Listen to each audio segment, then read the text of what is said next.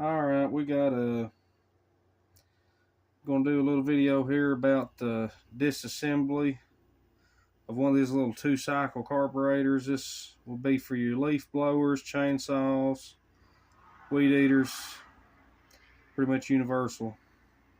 I just got this thing cleaned up. It's pretty nasty. This is a Walbro WT series, and like I said, these are pretty universal to most of your machines. Primer bulb's all busted. This is typical. That's all these things are good for, is busting. High and low jet adjustment screws, your idle screw for your butterfly, plastic inserts for your lines. Your older carburetors will be plastic. So this side is your fuel pump side. Usually typically got one big nut.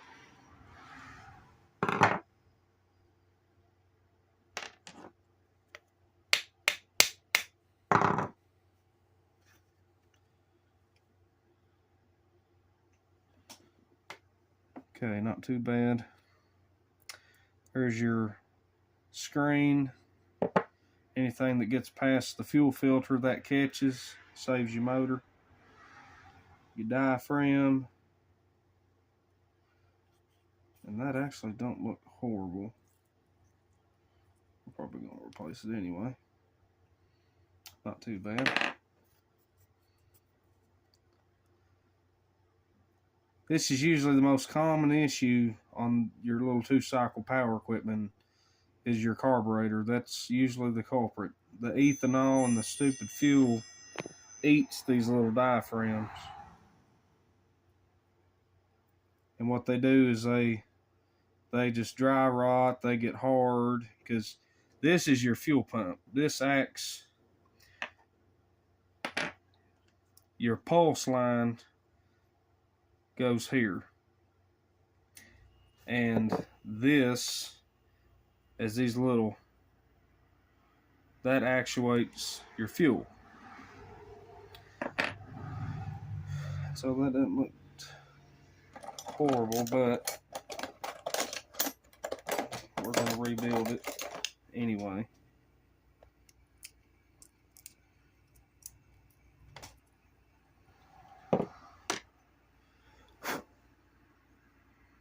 Yeah, not too bad.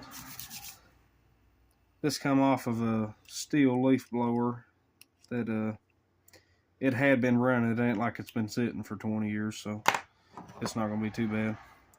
Now here's your primer side with your bulb, and then your metering diaphragm will be under this. So you got 4 little bitty Phillips here.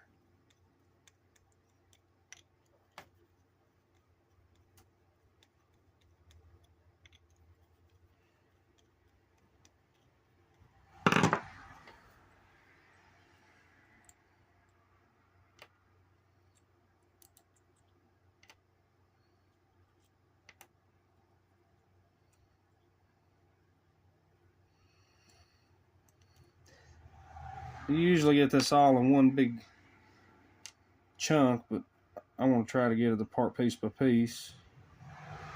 So there's your bulb, and that'll just plunge out there. Always check this little thing. It seems to be, this is a one-way, this is a little one-way valve.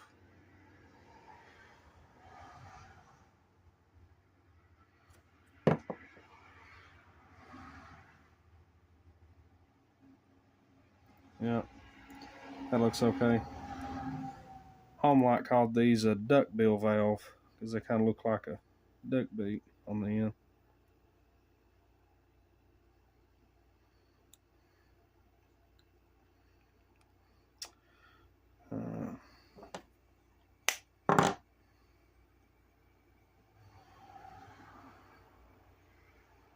Okay.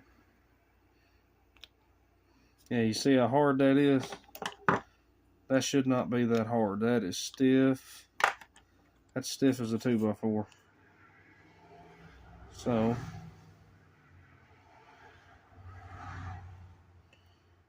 let's see if I can get lucky. Most of the time this crap likes to stick to these. I'm gonna get lucky. Alright, it all come off. Yeah, look at that. That should be flexible.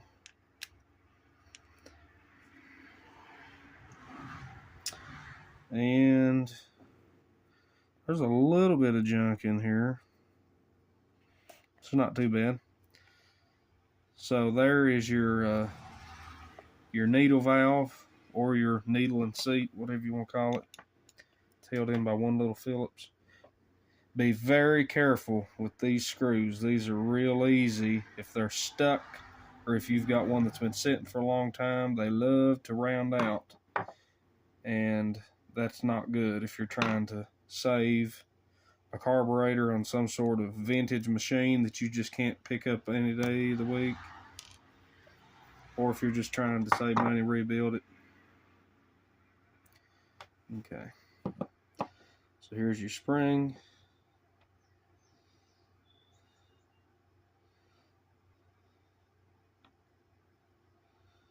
All right, here's your armature. Comes all apart. And here's that needle valve, or needle and seat. And I see a little bit of wear right on the tip, but that's not too bad. If you had to, you probably could reuse it over. All right, and through, I can actually see through that jet. And then we've got her apart. So now it'll need to be cleaned real good and thorough. Now, typically you don't have to, but these little guys right here is what you call a Welsh plug. 9 times out of 10, you don't ever have to take these out, because these are a pain in the butt to get out and to install. You typically want to leave them alone. If you rebuild the carb, everything's good, you're certain that everything's good, and you still can't get your fine adjustments, then you might have to pop this cover off and get that thing out. But again, if you can get away with it, leave them alone, because them are boogers. And other than that, I mean, it looks perfectly fine. And again, right here, let me get right here's your numbers.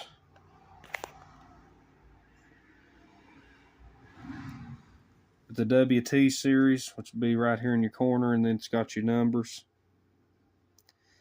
These days, typically, the big master kits that you get with your carburetor diaphragm kits, they usually come with everything. So they're just going to say Walbro WT, and then it'll have a couple numbers, and it'll just give you the diaphragm, because they've got several different setups for these for different applications, and they do have different diaphragms in them.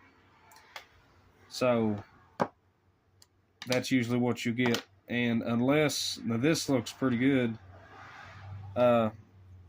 sometimes it's a good idea to take out your jets, your high and your low jets, and make sure that you ain't got no crap in behind them.